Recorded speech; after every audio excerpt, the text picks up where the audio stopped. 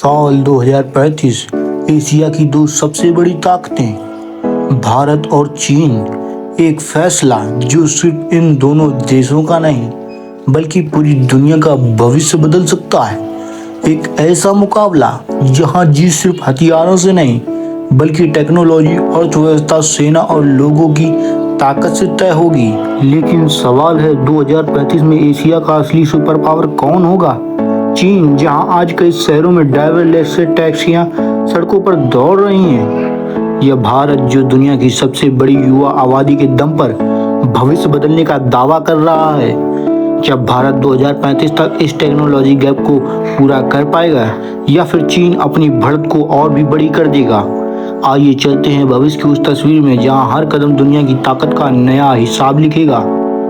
Technology की जंग। आज चीन AI, robotics, high speed rail, electric vehicles और कई शहरों में ड्राइवरलेस टैक्सियां जैसी तकनीकों में दुनिया के अग्रणी देशों में गिना जाता है। उसके पास विशाल मैन्युफैक्चरिंग नेटवर्क जो दुनिया भर में इलेक्ट्रॉनिक्स, मशीनें और करोड़ों के उत्पाद भेजता है।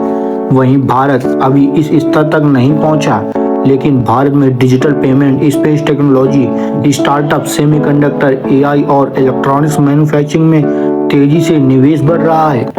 अगर यही रफ्तार जारी रही तो 2035 तक भारत कई क्षेत्रों में अपनी तकनीकी क्षमता को काफी मजबूत बना सकता है। अर्थव्यवस्था और सेना। आज चीन की अर्थव्यवस्था भारत से बड़ी है और उसका रक्षा बजट भी कहीं अधिक है।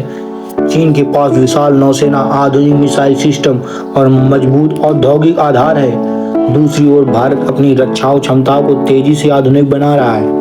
स्वदेशी मिसाइलें, युद्धपोत, अंतरिक्ष तकनीक, ड्रोन और रक्षा निर्माण में आत्मनिर्भर बनने की दिशा में लगातार काम हो रहा है। भारत का लक्ष्य केवल हथियार खरीदना नहीं बल्कि उन्हें अपने देश में विकसित करना है। असली ताकत किसके पास? चीन की सबसे बड़ी ताकत उसकी औद्योगिक क्षमता, तेज इंफ्रास्ट्रक्चर निर्माण और बड़े पैमाने पर उत्पादन।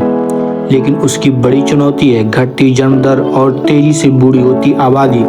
वहीं भारत की सबसे बड़ी ताकत है दुनिया की सबसे बड़ी युवा आबादी, आईटी सेक्टर, डिजिटल इकोसिस्टम और कई देशों के साथ मजबूत साझेदारियां। लेकिन भारत के सामने भी चुनौतियां हैं। उच्च गुणवत्ता वाले विनिर्माण क्षमता गढ़ाना, कौशल विकास और आधुनिक बुनियादी ढांचे का विस्तार।